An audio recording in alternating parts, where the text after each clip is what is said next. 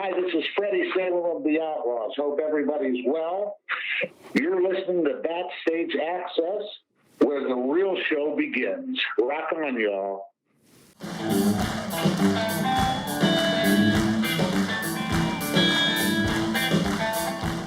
Hey, this is Chris with Backstage Access, and we are here today with former Outlaws guitarist Freddie Salem. How are you doing today? Doing fine. Everything's fine. Waiting on new instructions from the mayor of Los Angeles and the governor, seeing what's going on with this COVID thing, and more restrictions are coming down the way. So I'm sure that's what's going on. That's what's going on right now. Yeah, we're waiting for the same thing maybe this afternoon here from our governor. So we'll have to see what he has to say. Yes, oh boy. It's going to be a jolly, jolly Christmas. That's all I can tell you. Well, let's talk about something more positive then, and let's talk the Outlaws. Yes. And this new release Chris, you guys got coming. So, Live at Rock Palace 1981. So it's been almost 40 years, right? So yes. What was behind the decision to kind of release this package now? Is it for the anniversary, or this was just a good time for everybody? What was kind of going through everybody's mind? Well, believe me, it was not on the docket for me or the other remaining member. The other members, unfortunately, had passed. Right. So it was just myself and the drummer, David Dix. And one of the bass player we had, Rick Kua, decided not to partake. But I was contacted by MIG Corporation out of Hanover, Germany, and they're under the umbrella of SVP Records and Steamhammer Records. It's one of the top three record labels throughout Europe. Yeah, I'm familiar. And they called me, and I said, I said, well, how is the footage, this and that, so on and so forth. It was a while ago. I know it was a 3-camera switch shoot, and I do know that the audio was just a 2-track live mix from the front of the house board. So there was some consideration there. But anyways, they Rock Palace, the entity, redigitized the visual and the audio as best they could. There's hiccups there, but it's a live show in Germany, right? And the energy level was way up, and it took me about a year to facilitate the venture with them, contacting all the parties, the heirs to the. I couldn't reach anybody really except for one person, and that was Justin Jones, Billy Jones's son. Okay. And Billy had passed away in '95, so it's just the three of us participating. And I did the liner notes and did this and that months and the pictures and this, and so it was about a year-long effort to get this thing released. And they wanted to do it, and I said, well, let's go. Let's do it. Cool. Now, being that this was one of the first times the band played in Germany, so I know it's a long time ago, but kind of take us back if you remember that day and give us a little bit of a feel for, what the atmosphere was like back then, the venue and the crowd reaction to the band. Well, I have to tell you, it was a magical day there at Lorelei, and we flew in the night before and rehearsed in Frankfurt.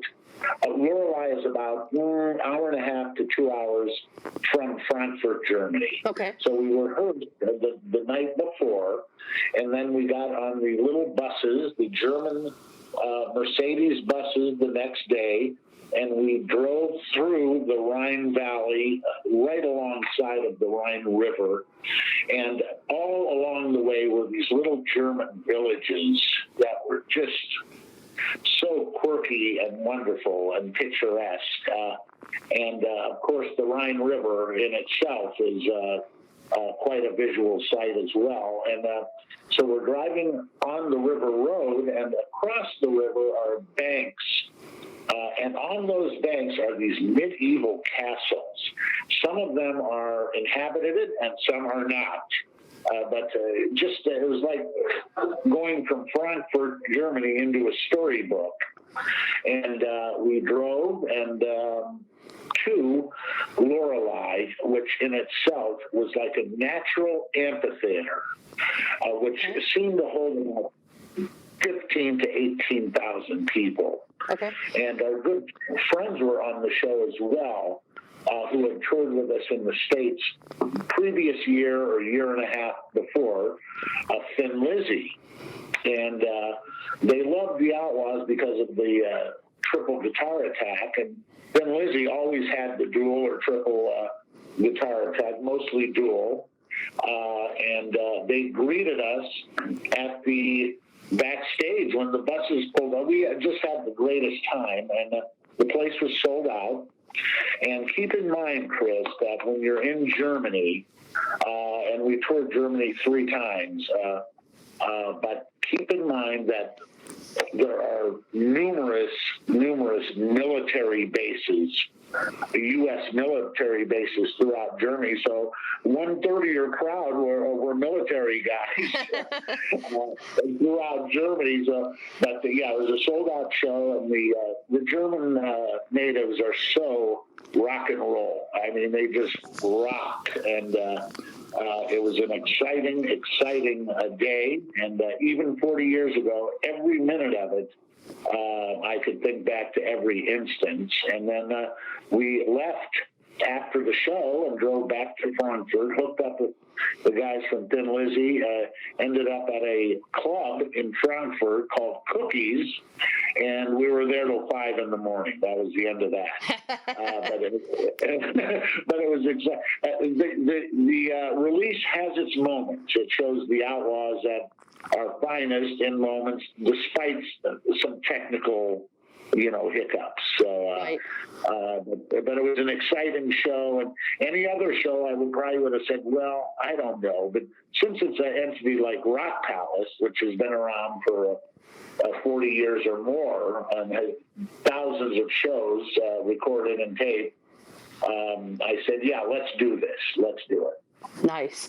Now, back then it was such a great time for Southern rock and just rock music in general. And, people just love the Outlaws, and now it's been 45 years or more, and people still have that appreciation for what you guys did and the music. What do you think it was that kind of made the Outlaws so special and kind of still to this day? Well, when I joined the band in '77, I had met the Outlaws at the Record Plant Studios in Los Angeles, where I was in another studio on a session, and they were there, I believe, doing finishing touches on Hurry Sundown, which was their 3rd release, and a wonderful, wonderful effort. And the first album, of course, was Green Grass, and the second one, Lady in Waiting. And, I went to see him do a show at Long Beach Arena, opening for Boston, and we got to be friends. And about a year later, they called and said, would you fly to Tampa to jam with us? And I said, boy, that's a relief. I got to get out of Los Angeles and get out of the studios, where I'd been pretty much in the studios as a session player. But I've been on tour before, too, with various acts. And I said, yes. So I flew down. I had no idea they had an outgoing member at the time. And so I joined, and I was, I wasn't a Southern rocker. I was Los Angeles, California, and still remain so as a professional musician. And I grew up listening to the Allman Brothers, so I knew, and Skynyrd, loved Skynyrd, and the Outlaws I'd heard of and heard on the radio, of course. And so it was an exciting time. It all goes to, and especially Europe, roots. The Europeans in general, across the board, love American roots music. And there's a huge contingent as well in the States and other places, Japan, New Zealand, whatever. It's roots. It's roots. And Southern rock is roots music. Right. And reached a large spectrum. And over the years, it somehow became a subliminal genre of music due to the world keeps turning, right, and music trends change. Sure. But it was a good run, but it's still viable. And we became a velocity, high-driven band. We put out our. I kind of steered the band into a heavier direction. So it was harder edge with great harmonies and great guitar harmonies as well. And we did the first album I did with the Outlaws, we did Bring It Back Alive, which was a double album set, recorded in 6 different locations. And the album was much harder edge than what you'd heard previously. And our amp line was pumped up from your regular smaller amps to Marshalls and high watts and this and that. And Billy and Huey, which were the nucleus of that band, were very receptive because they wanted to do it too. So that album went gold within 3 weeks. Nice. And it pushed the first album gold, and we were on our way then. Then we started playing bigger halls, so on and so forth, doing stadium shows, this and that, with the Stones, JFK Stadium, Anaheim Stadium. So things got real exciting for us then. And that's pretty much what happened. But the Southern rock genre is still there, and it's morphed into other things. The North Mississippi All-Stars, Hellbound Glory. Some of the newer Southern rock bands are very, very exciting. Sure. Mm-hmm. Now, this has been a strange year for obvious reasons with the pandemic, but and the music industry has been hit especially hard with everything. And I know that you're still in LA, and you do still work. And how has this affected you and any projects that you have going on? Well, the studios at the inception of this pandemic, the major studios where we work as session players were completely shuttered. Right. And I'm talking about the studios which are multi-studio facilities, like between 4 and 6 studios under one roof. Warner Brothers, Universal, East West, the Complex, the Villages, which all have multiple and hold multiple people, and that's what closed them down. So session musicians are very resilient, and what happens is everything's done in-house at their home, because the producer will send the files from the recording, and you will overdub at your house whatever you need to overdub and send it back to the.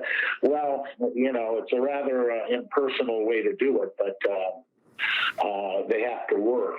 But just around the 1st of July, or maybe a little before that, everything seemed to open up again. And so it affected all aspects of the. Well, let's not even talk about the thousands of live venues. Right, because that's a huge deal. Worldwide. I was supposed to be on tour last summer with my project Freddie Salem and Lone Wolf, and the album was supposed to come out on a major European label, and I was booked on a lot of festivals, which happen over in Europe in the summer, and everything was completely canceled, and due to this.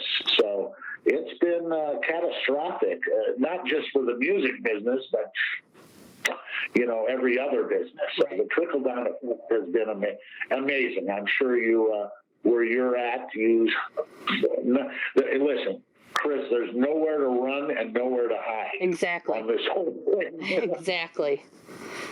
Well, I am glad that you made the decision, to release this Outlaws package for everyone, so that they get a chance to see it, because obviously not many of us were there.